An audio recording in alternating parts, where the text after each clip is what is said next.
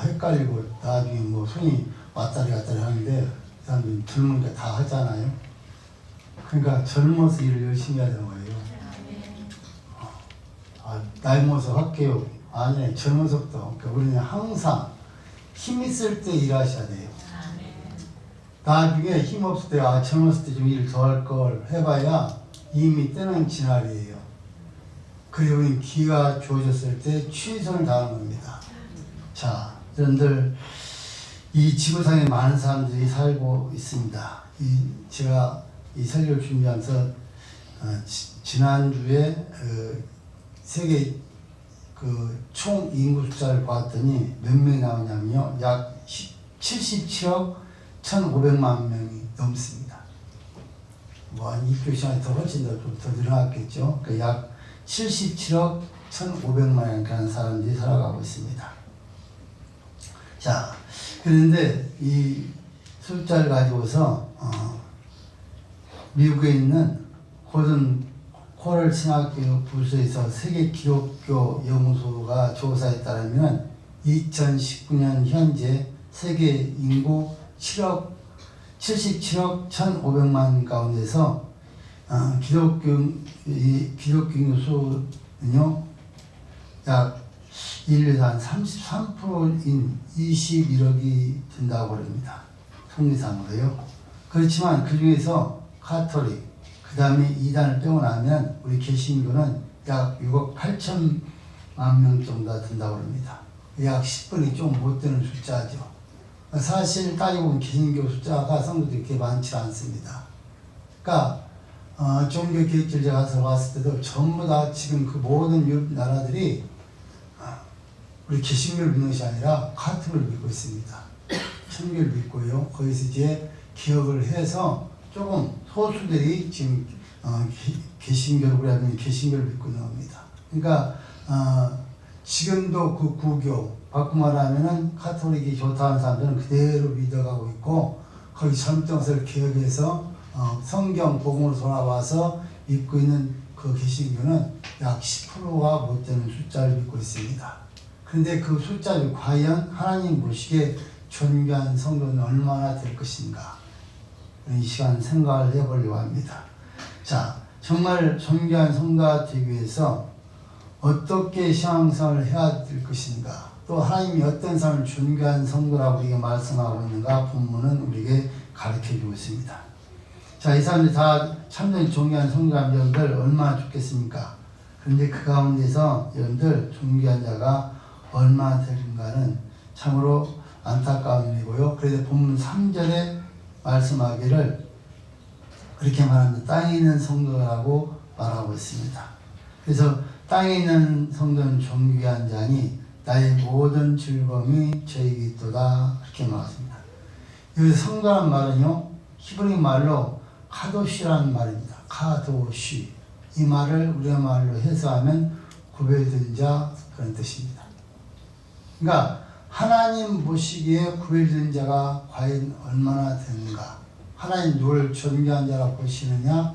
그렇게 구별된 성도를 존귀한 자라고 여긴다 그 말입니다. 자, 오늘 말씀을 통해서 우리 삼년도 회원들 뿐만 아니라 우리 모두가 하나님 보시기에 존귀한 성도들이 되어서 하나님 앞에 쓰임받기를 주님 소원을 드립니다. 그러니까 이 카도시는 바로 하나님께서 수험생에서 여기는 몇 명을 찾았습니까? 처음에 10명만 있어도 하지 않겠다는 거예요. 그런데 10명 안 돼. 다 몇 명입니까? 처음에 50에서 10명도 안 돼서 결국은 그 수험생이 망합니다. 그러니까 그 언어가 지금 그 카도시라는 말이 그 뜻입니다. 그러니까 과연 나와 얼마만큼 믿음을 지키고 있느냐? 그를 바로 존귀한 자라고 존귀한 성도라고 말할 수가 있다 그 말입니다. 자, 그래서 여러분들 누가복음 15장 7절 이렇게 말합니다. 내가 너에게 이르노니 이와 같이 주인 하나가 회개하면 하늘에서 회개할 것 없는 의인 99을 인하여 기뻐하는 것보다 더 나으리라 그렇게 말했습니다. 그러니까 여러분들 하나님이 원하시는 존귀한 성도는 그리 많지 않다. 그래서 나와 여러분들 하나님을 섬기고 살아가는데 오늘 본문을 통해 공부하시면서요. 하나님이 원하시는 존귀한 성도가 되길 주님 조언을 드립니다. 그래서 그 성도들이 바로 우리 3년 전부터 시작해 우리 모두가 될 수 있기를 또한 부탁을 드립니다. 자, 그럼 구체적으로 우리 존귀한 성도는 어떤 성도일까 한번 보시면서 말씀을 통해서 나 자신 비교해 보시면서 아직도 변하지 않고 있다면 변화되어서 존귀한 성도 쓰임받길 주님 조언을 드립니다. 첫 번째로 존귀한 성도는 겸손한 사람이 존귀한 성도라고 말합니다. 겸손한 사람인데요. 오늘 본문 말씀 1절과 2절 말씀 읽습니다. 본문 1절, 2절 말씀 읽습니다. 시작. 하나님이여 나를 보호하소서. 내가 주께 피하나이다. 내가 여호와께 아뢰되 주는 나의 주시오니 주밖에는 나의 복이 없다 하였나이다. 아멘. 자, 그렇게 말합니다. 1절, 2절 말씀을 보시면 하나님이여 나를 보호하소서. 내가 주께 피하나이다. 내가 여호와께 아뢰되 주는 나의 주시오니 주밖에는 나의 복이 없다 하였나이다. 그렇게 말했습니다. 자, 하나님을 향한 다윗의 이 구원의 호소 속에서 우리가 얼마나 어려운 시험 가운데 신능화를 잘 알 수가 있습니다. 그러나 그는 낙담하지 않고 자기의 주 되신 하나님께 피하고 주밖에는 나의 복이 없다고 고백하고 있습니다. 사랑하는 성도 여러분들, 특히 3년 회원들이요. 여러분들이 정말 어려움을 당할 때 누구한테 피하고 있습니까? 주님 앞에 피한다면 주님을 철저하게 의지한다는 말입니다. 그러니까 주님을 철저하게 의지한다는 말은 뭡니까? 바로 내가 하나님 외에는 의지할 데가 없다니까 겸손을 말하는 겁니다. 내가 교만하기 때문에 주님을 찾지 않는 겁니다. 내가 겸손해지면은 주님을 찾지 말라고 해도 주님을 찾을 수밖에 없습니다. 왜? 그분만이 우리의 모든 해결자이기 때문에, 그분만이 오직 우리 답이기 때문에 그분을 찾을 수밖에 없다는 것입니다. 그런데 여러분들의 모습을 보시면 아직까지 그렇게 주님을 찾지 않는 분들이 더 많은 것 같습니다. 우리는 정말 주님 위에는 피할 자가 없어요. 그분밖에 나의 복이 없어요. 그런데 우리는 내 생각과 내 방법을 다 통해서 해보다 안 되면 그때 주님을 찾습니다. 저도 믿음이 없을 때 여러분처럼 그렇게 살아왔었습니다. 그런데 제가 믿음이 이제 생기고 또 하나님께 저와 함께 한다는 사실을 깨닫고 후에는 하나님을 의지하고 하나님께 피해보면 한 틀림없이 확실하게 책임집니다. 왜? 하나님 피했으니까요. 하나님 의지했으니까. 왜 나와 하나님 의지하지 않고 하나님 피하지 않기 때문에 그걸 책임지지 않는 거예요. 하나님은 우리에게 뭐라고 하냐면 너희 방법대로 해봐라 하고 그냥 놔둬요. 그런데 아무리 해도 안 되거든요. 결국 자기가 깨닫고 돌아올 때는 이미 늦어서 그걸 회복하기 위해서는 시간이 너무 많이 걸리는 거예요. 빨리 깨닫고 돌아온 것이 은혜고 축복입니다. 자, 이처럼 하나님을 온전히 나의 구주 삼아야 기뻐하십니다.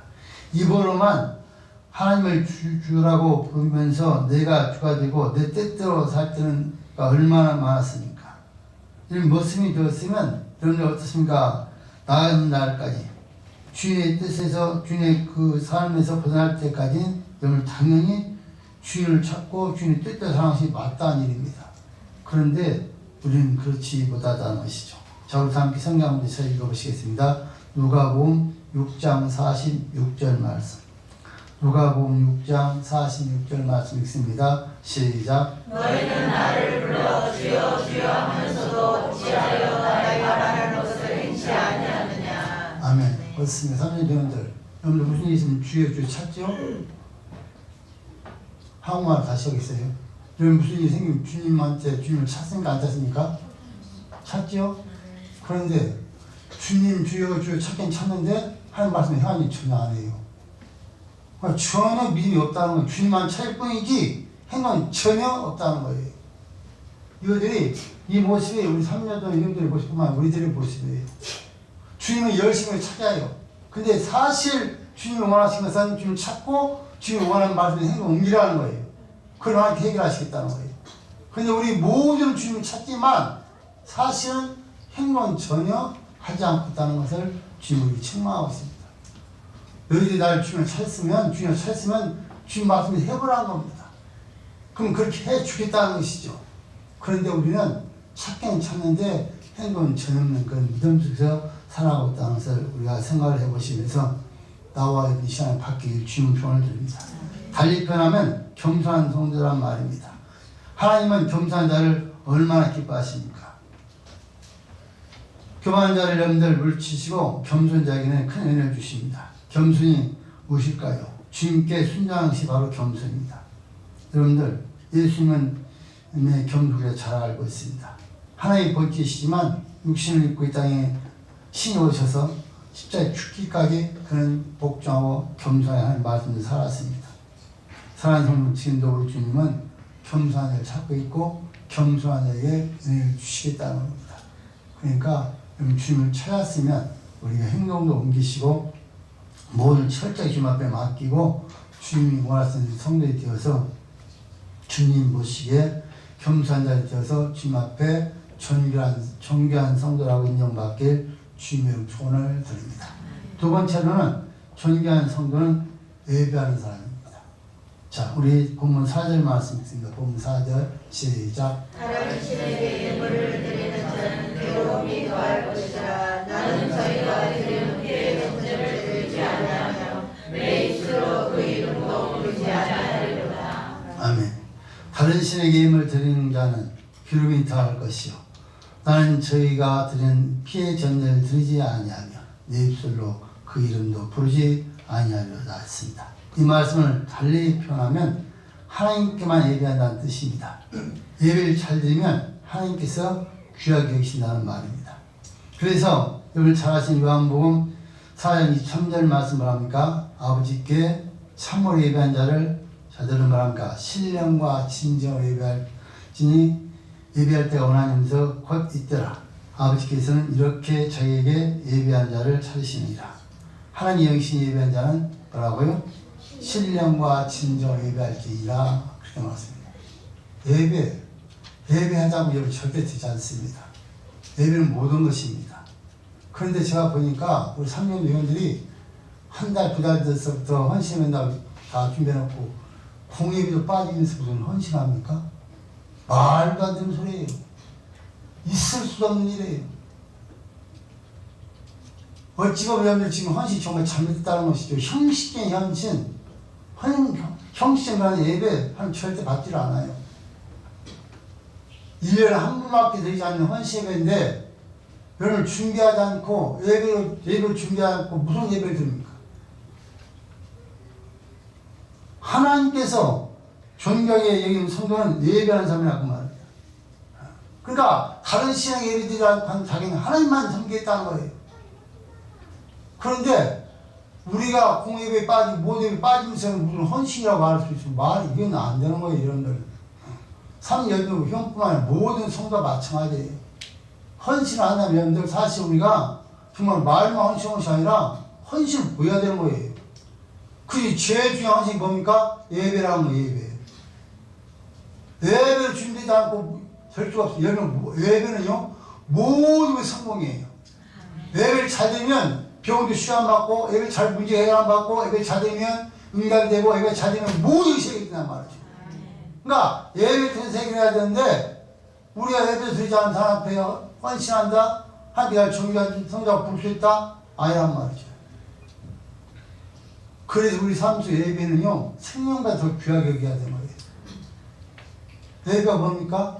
하나님 우리 만나면. 그래서 하나님 앞에 내가 하나님 만나서 하나님 내가 필요한 거 다 구하고 아뢰고 하나님 그걸 들으시고 알았다 내가 이렇게 해줄게 하고서 여러분들 또 해주고 하는 것이 여러분들 하나님과 우리 만남이 없이 여러분들 뭐가 해결됩니까? 안 돼요. 그런데 여러분들 우리는 예배를 너무나 소홀히 생각하고 있다는 것입니다. 여러분들 마지막 때 여러분들 마귀 역사이고요. 가만히 갈수록 여러분들 마귀는 우리 예배를 드리지 못하게 만듭니다. 예배를 드리지 못하는 사람이 곧 마귀는 넘어왔다 그 말이에요. 마귀는 졌다는 얘기예요. 예배는 생명을 걸고 여러분들 지켜야 되는 거예요.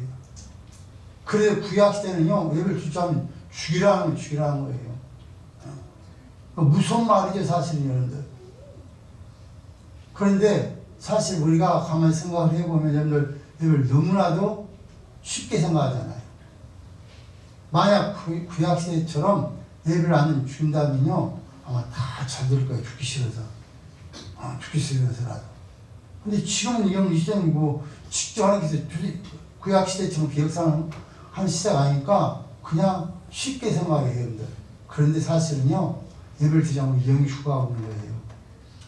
그러니까 전혀 우리가 열심히 예배를 드릴 때와는 전혀 말하는 거나 행동하는 거나 우리 믿음은요 전혀 천국과 지옥의 차이가 날 수밖에 없습니다.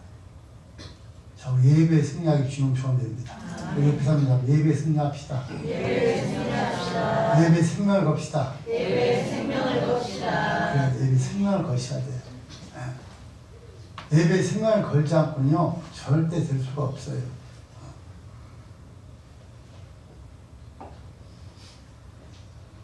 오늘 3년 헌신이 되니까 3년 현재 어떻습니까? 하나님 따뜻합니까? 헌신이 되는데 옛날 같으면 제가 예배 안 드립니다. 시대가 흘러서 제가 지금 그냥 말해도 안 되니까 그냥 예배 드리면서 이러자 하고 그냥 예배는 성경 갖고 지금 제가 여러분들 말씀드리는 겁니다. 정말 예배 드리면서 우리가 정말 하나님 헌신을 준비해서 헌신을 해야 되는 것이죠. 그게 헌신이에요. 말은 헌신한 것이 아니에요. 그러니까 이게 몸에 헌신이, 이게 형식이 몸에 배버리면 이제 나중에는요, 이게 정말 고치기 힘듭니다. 여러분, 한 번, 두 번, 뭐, 이거야 연다 아니에요. 한 번, 두 번이요, 우리 영을 죽일 수도 있어요. 그래서, 한 번만 빠지면 죽는다, 이렇게 우리가 생각을 하셔야 돼요. 여러분들, 우리의 믿는 선생님들은 예배 때문에 생명을 숨겨한 거예요. 그렇잖아요, 여러분들. 예배 안 되면 다 살 수 있는 길이 있었어요. 그냥 다 끝나는 거예요. 근데 예배 때문에 생명을 걸고 숨겨한 거예요. 하나님께서 우리가 원하시는 것이 바로 그거예요. 그러니까 누가 뭐라 해도 예배만큼 생명을 걸셔야 돼요. 집에서 이래도 예배는 예배예요. 남편이 뭐라 해도 예배는 예배예요. 여러분들, 지금 제가 말하는 것은 공예배를 말합니다. 그 예배는 여러분들이 경우에 따라서 빠질 수 있다고 저는 이해를 할 수 있어요. 다 나와야 되겠지만, 여러분들 그 정도까지 저는 이해를 해요. 근데 공예배만큼 절대 안 된다는 거예요, 양반. 공예배. 공예배 어떤 예배인가? 주일 아침, 주일 새벽부터 해요. 주일 온전히 지켜야 돼요. 주일을 온전히, 그 다음에 3일 예배, 금요일에. 그것이 공예배예요.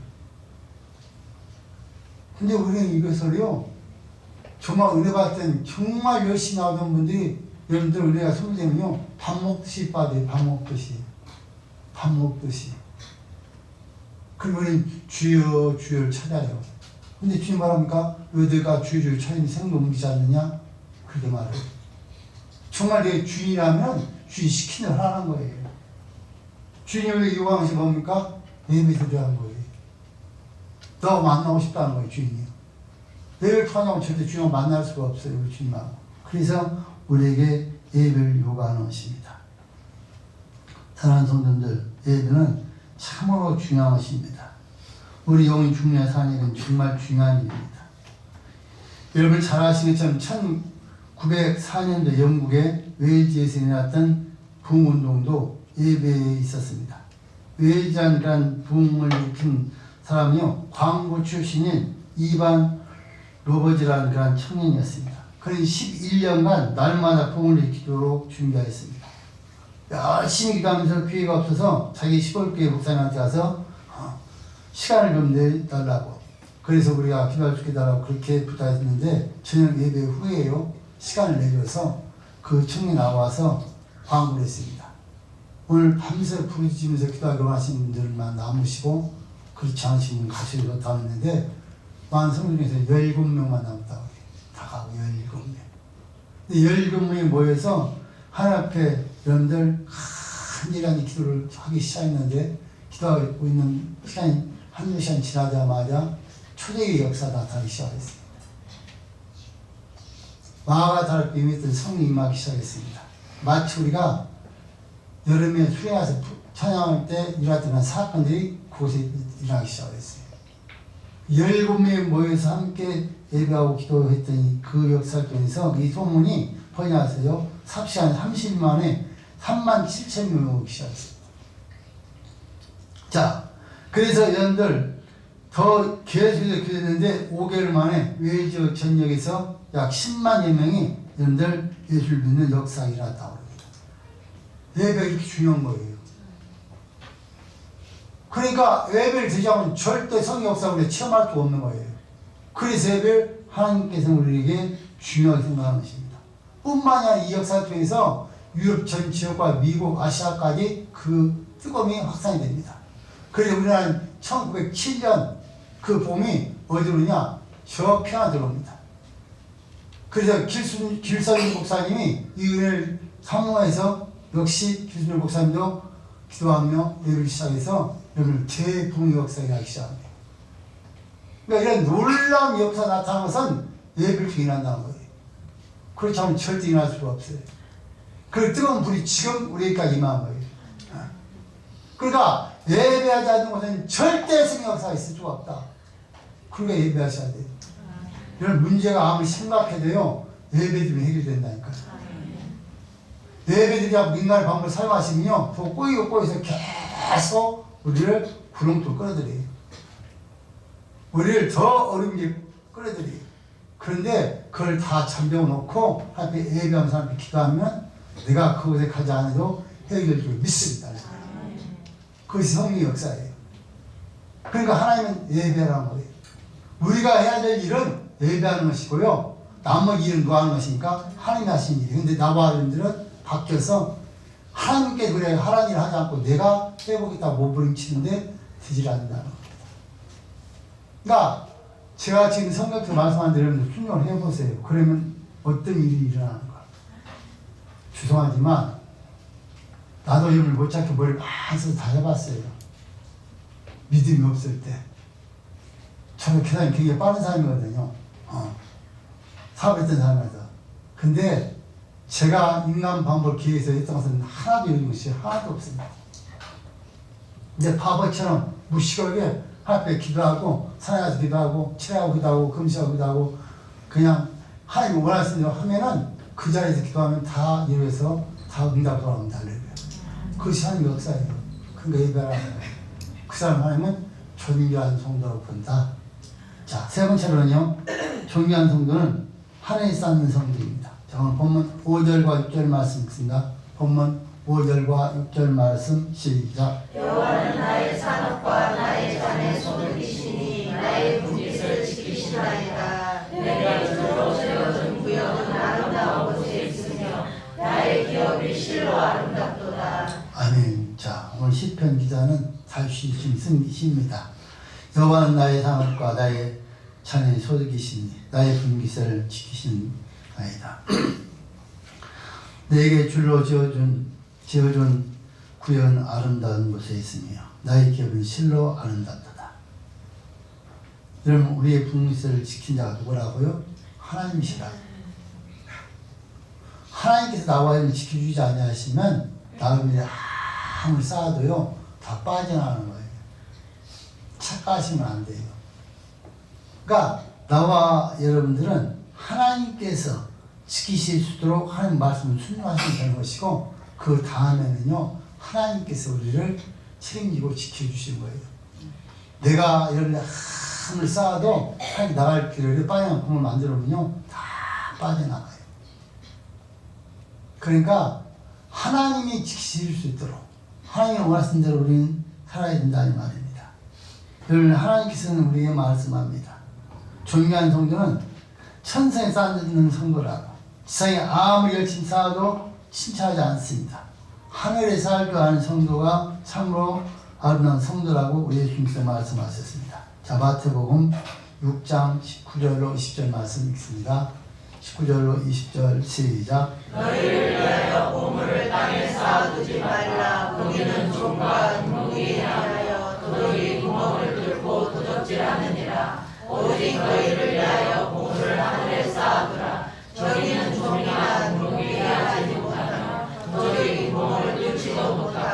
도둑질도 못하느니라. 아멘.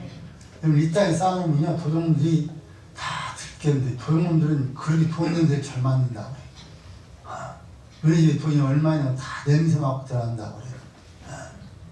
그래서 돈을 다 도둑질해 가요. 저 옛날에 그 연남 받을 때 교도 갔을 때 그 도둑놈들이 도둑질하는 것을 들어보면요 걔는 기가 막히게 도둑질합니다. 그게 가르쳐줘. 그럼 도둑질 잘 배워갖고 오는 거예요. 걸리면 왜 걸렸냐 너가 이렇게 해서 걸렸다 하고 다 가르쳐줘요. 도둑놈들이 딱 도둑질에 들어왔을 때 첫 번째 하는 게요 집에 있는 신발 숫자 센데 신발 많이 집에서 여러 그 놓는 것도 좋은 것 같아요. 자 신발 센데 5컬레가 있어. 그럼 사람 5명 해야 되잖아요. 들어와서 5명이 어디 있는가 다 파악을 하는 거예요. 안방이 3명, 부엌에 1명, 좌우명이 1명.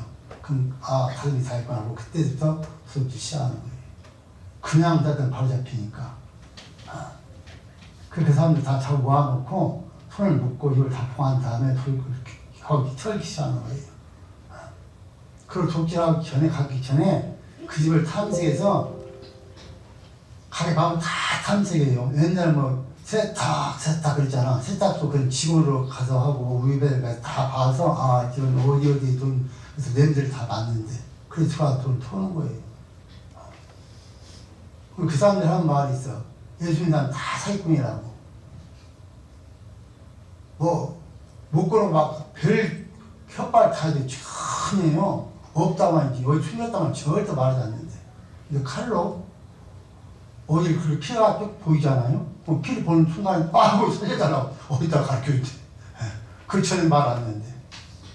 근데 어떤 집에 돈이 만두가 털어 들어왔는데 아무튼 돈이 없더래요. 그러니까 막 화나서 어디냐고 막 물으니까 대답하니까 이놈이 발로 부르기 하는데 발로 막 그냥 쳐다보니까 침대에 딱 쳤는데 침대 바닥에 5만원권으로 두께를 3겹 쫙 깔아놓고 거기 침대 매트를 딱 올려놨더래. 현찰로 5만원짜리 현찰로 다 담았거든. 현찰인가 표시도 안 나지 않아서 피하 신고하라 그러는데 그게 털어서 나왔다는 그런 얘기를 해요. 여러분들 하나님 우리를 너무 잘하셔서 그래서 땅에서 우리 피하고 쓰라면 쓰지 말라는 거 아니에요. 쓰시고 정말 우리가 쌓아보는 천국이라는 겁니다. 그것은 도둑도 없고 쌓는 대로 볼 준다는 거예요. 쌓는 대로. 어떻게 몇 배를 줍니까? 쌓으면 하나님 쌓으면 100배, 60배, 30배. 이런 이 땅에서 아무리 멋있게 해도요 100배 주는 데는 없어요. 60배 주는 데도 없어요. 30배 주는 데도 없어요. 근데 하나님만 주신단 말이죠. 저는 그 성에 있다가 사기치고 있네. 저는 믿음이 없을 때입니다. 사기치고 제가 정말 그렇게 해봤어요. 근데 하나님 주시더라니까. 할렐루야. 하나님 말씀은 절대 1mm도 차가 없어요. 그래 하나님은 우리에게 하늘 사랑을 하십니다. 그럼 하나님께 책임져 주시겠다는 겁니다. 자, 한 가지 예화를 말씀드리려고 하는데요. 저기 황해도에 재령읍에 정준우라는 장로님이 사셨답니다. 그분 교회를 참으로 잘 섬겼던 분입니다. 그 축복을 너무 많이 받아서 자기 집을 지으려고 2층 집을 지으려고 설계를 다 했다고 합니다. 이제 준비를 하고 있는데 밤에 잠을 자는데 꿈에 예수님이 나타나서 그렇게 말씀하시더래요. 야, 너는 그렇게 좋은 집을 짓고 사는데 네가 다니는 교회는 집은 양철 천장에서 피가 쫄쫄 새는데 너희는 그 집을 잘 지어야 되느냐? 하고 책망하더래요. 그래서 그 꿈을 꾸고 난 다음에 바로 설계사를 부르다가 설계를 바꿔서 교회 설계를 시작했다는 겁니다.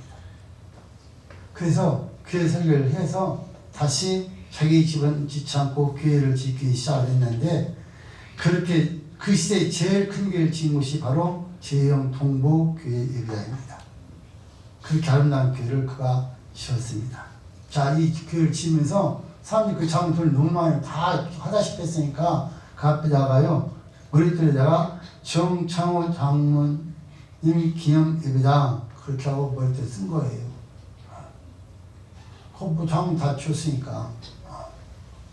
그러고 났는데 교회가 완공됐는데 장로님이 안 보이더래. 외줄을 그 앞에 나오고 집에 가봤더니 주일날 집에 가봤더니 집에 안 계시고 그래서 소문을 들어보니까 저 먼 다른 교회를 나오고 계신다. 그래서 왜 다른 게 나가시냐고 가서 이제 목사님이랑 성지사 얘기하니까 저는 예수님이 계신 교회만 갑니다. 이 교회는 정찬한 그 장로가 지은 교회, 그 사람이 교회이기 때문에 저는 나가지 않습니다고 교회를 다른 곳에 다닌다는 거예요. 여러분, 교회는요, 하나님이 지배해요. 아무 돈 많이 있어도 그 사람이 지은 것이 하나님이 지은 거예요. 얼마나 훌륭한 장로님입니까? 그 장로님이 그렇게 해서 여러분들, 교회를 지었고, 그 다음에 그 이름을 이 얘기를 들은 그들이요, 머리들 다 지워서요, 없애고 난 다음에 다시 오셔서 그 교회를 섬겼는데, 1년에 3천만 원씩 쌀을 헌금했다고, 1년에. 3천만 원. 1년에. 한번 생각해보세요. 이거 아무나 할 수 없는 것이 아니에요. 믿음 있는 사람 많은 거예요. 그러니까 이분 하늘 쌓으면 받는 복을 알았기 때문에 쌓은 거예요. 뿐만 아니라 많은 신학자와 많은 선교사들, 많은 어려움을 당한 개척교회를 소리 소문 없이 도와줬다는 거예요. 그러고 이제 그 교회에 있던 그 목사님이 은퇴해서 사실 수 있도록 여러분들 자기가 갖고 있는 땅에다가 여러분들 호수도 파고 여러분들 나무도 과일나무 심고 해서 그분을 섬기는데 한 달에 쌀 100가마 시키고 섬겼다는 거예요. 아멘. 죽을까 보다 아멘도 안 해. 여러분들 그렇게 안 섬기도 상관이 없어. 아멘 안 해요. 은퇴 후에 그렇게 목사를 섬겼다는 거예요. 여러분들 자기 거 아깝지 않은 사람이 어디 있습니까? 다 아까워. 나도 아까워. 여러분들도 아까워요. 그런데 존귀한 성도는, 한틀을 아는 성도는 하나님의 심는 걸 알아서 심는 거예요. 죄송하지만 제가 지금까지 목회하면서 봤을 때 돈이 많다고 하나님 잘 섬기느냐? 절대 그렇지 않습니다. 돈이 아무리 많아도 믿음이 없으면 절대 섬길지 모릅니다. 또 역시 하나님 그 사람 거 받지도 않습니다. 그러니까 믿음이 없는 거 억지로 하지 마십시오. 하나님 받지 않습니다. 여러분 믿음이 생겼을 때 하십시오. 단돈 10,000원이든 1,000원이든 믿음이 생겼을 때 하셔야 돼요. 그래야 하나님께 받으시는 거예요. 남의 이목 때문에, 남의 얼굴 때문에, 남의 생각 때문에 그건 절대 받지 않아요. 제가 지금 목회를 하면서 우리 교회 성도를 받아요. 스스로 자기가 알아서 한 헌금당에 다 받이 다 복 주셨어야 돼요. 우리 성도들 사실 우리 교회 이렇게 하면서 정말 부자도 버리는 일이 많았었어요. 그런데 자기 것들 다 믿음 바친 사람들 그보다 더 큰 복을 다 주셨어요. 그러니까 나와 여러분들 존귀한 성도는요, 땅에 심는 것도 중요하지만 저 천국에 심는 자, 그걸 존귀한 성도라고 말하고 있어요. 여러분들 돈은 뭡니까? 돌고 돈이 돈이고요. 돈 정말 멋있게 써야 이런 소문나는 거예요. 정말 쓸 때 멋있게 써야 돼요. 쓰면서 어떤 분은 쓰면서 욕먹는 사람 있잖아요. 짠소리하고 쓰고 욕먹는다니까 그렇게 좀 쓰지 말아야지. 왜 쓰고 욕먹어?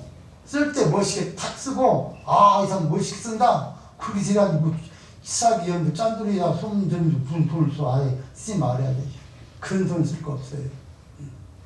자, 네 번째로는요, 8절 말씀 함께 보면 8절 말씀 시작. 내가 여호와를 항상 내 앞에 모시며 그가 내 우편에 계심으로 내가 요동치 아니하리로다. 아멘. 자, 4절 말씀 보시면 내가 여호와를 항상 내 앞에 모시며 그가 내 우편에 계심으로 내가 요동치 아니하리로다. 네 번째 존귀한 성도는요, 하나님과 동행하는 성도입니다.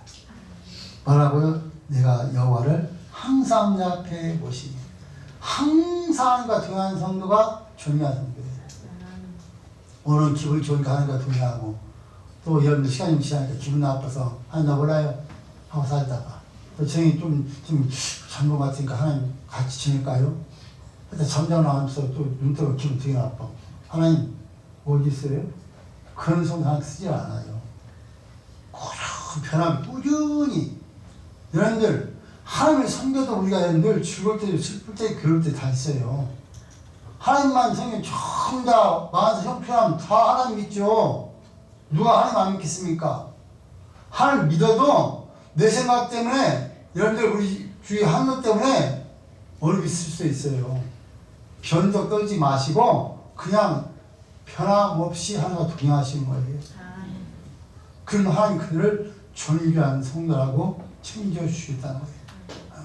여러분 우리가 하나님과 함께 동행해 보세요. 얼마나 즐거운 일이 많은가. 말로 다 할 수 없는 일이 일어나요. 모든 연들 우주만 창조하신 하나님, 그 하나님 나의 하나님, 그분이 내 마음속에 있어 나 함께 동행하시니까 어딜 가든 우리가 걱정할 것이 없고 오늘 아침에 말씀 두려울 일이 없잖아요. 그 하나님과 동행하는데 어떻게 동행하라고요? 네? 항상 동행합니다. 항상. 그래서 그를 하나님은 존귀한 성도라고 여러분들 말씀을 하고 있습니다.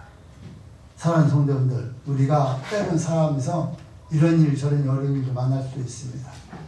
여러분 우리 예수님은 감정 기분 믿는 게 아닙니다. 변함없이 우리 주님을 믿는 겁니다. 그래서 우리 주님도 말씀하시기를 변함없이 주님 사랑하는 자에게 은혜가 있을지어다 그렇게 말해요. 변함없이 사랑하는 거예요. 또 아직 보면 또 우리 하나님도 원망할 것도 없어요. 왜? 나는 헤어지는 것이 별로 없어. 그리고 뭘 했다고 우리가 하나님 앞에 원망합니까? 제가 믿음이 없을 때는 저 하나님 원망을 했거든요. 막 따지고 막 하나님께 별세 잡았는데 나중에 은혜를 받고 나서 보니까 정말 내가 무시했더라고. 무시하면 용감한 거야. 무시한 게 용감해서 막 하나님 앞에 따지고 이런 걸뭐 따지면 아니에요. 하나님은 변함없이 나와 있는들을 사랑하고 계시고 또 우리가 동행하기를 원하고 있어요. 문제는 내가 하나님 멀리하는 거예요. 내가 변하는 거예요. 절대 하나님은 변하지 않는 사실을 기억하시면서 오늘 성경은 말합니다. 내가 여호와를 항상 내 앞에 보시면 다윗처럼. 여러분 다윗을 보세요. 다윗은 연들 항상 즐거울 때나 괴로울 때나 슬플 때나 항상 하나님과 동행했잖아요. 그러니까 죽을 수밖에 없이 다 포위된 상황에 있어도 하나님께 그걸 열어주시고 어떻습니까? 여러분들 사회 창을 던지는데 다 피할 수 있는 길 열어주시고 모든 수없이 죽을 수밖에 없는 수없는 많은 일이 있었지만 하나님께서 동행하시고 책임져 주셨잖아요. 그래서 그를 하나님 존귀한 성도라고 본다. 그래서 나와 여러분들 또한 특별히 상녀 여러분들 이 말씀을 꼭 기억하길 주님을 축원드립니다. 이처럼 존귀한 사람들이 하나님 비청한 사람들입니다. 노아처럼, 요셉처럼, 모세처럼, 다윗처럼, 다니엘처럼, 이런 바울처럼, 또한 요한처럼 하나님과 동행했던 사람들, 다 하나님이 책임졌던 사람들 것을 우리가 알 수가 있습니다. 자, 오늘 편 말씀을 기하시면서 우리 삼여전도 회원들 뿐만 아니라 우리 영화교회 모든 성도들이 오늘 우리 주신 말씀을 꼭 기억하십시오. 하나님은 땅에 있는 성도를 존귀한 자로 말을 해요. 하늘에 있는 사람은 존귀한 자가 없다는 거예요. 왜? 하늘에 있는 것은 전부 다 영적인 존재예요. 육신의 몸을 이 땅에 보내신, 우리를 보내신 사람은 육신을 가진 사람은 땅에밖에 없어요. 근데 그 안에 존귀한 자가 있다는 것입니다. 근데 그 존귀한 자가 누굽니까? 오늘 말씀을 보니까 본문에 나온 것만 보시면 첫 번째 겸손한 사람입니다. 두 번째 누구라고요? 예배를 하는 사람입니다. 세 번째 누굽니까? 하늘에 쌓는 사람입니다. 네 번째 누구라고요? 하나님과 동행하는 사람입니다. 다 잊어버리고 네 가지만 기억하고 계십니다. 그전에 다 잊어버리고 네 가지만 기억하시면 하나님 이런 사람을 존귀한 성도라고 여기고 그들과 함께 하셔서 여러분 그렇게 첫 번째 말씀처럼 여러분을 겸손하고 두 번째 예배하는 사람 세 번째 하늘 사는 사람 네 번째 동행하는 사람 당연히 하나님께 그에게 뭘 주실 수밖에 없는 것이죠. 달라할 필요가 없는 것이 그렇게 되면은 그럼 하나님께 책임진다는 말이죠. 그렇게 되기 위해 원하고 있고 그러한 존귀한 성도가 어디 있느냐? 땅에 있다는 거예요. 땅에. 바꿔 말하면 바로 땅의 주인공 사는 사람 누군가 바로 나와 여러분입니다. 그러니까 나와 여러분이 바로 존귀한 성도가 될 수 있다 그 말입니다. 그러한 존귀한 성도가 되어서 하나님 앞에 인정받고 쓰임받고 특별히 상면위원들이 또 그러한 일꾼 되기를 주님 조언을 드립니다. 살아계신 하나님 감사합니다.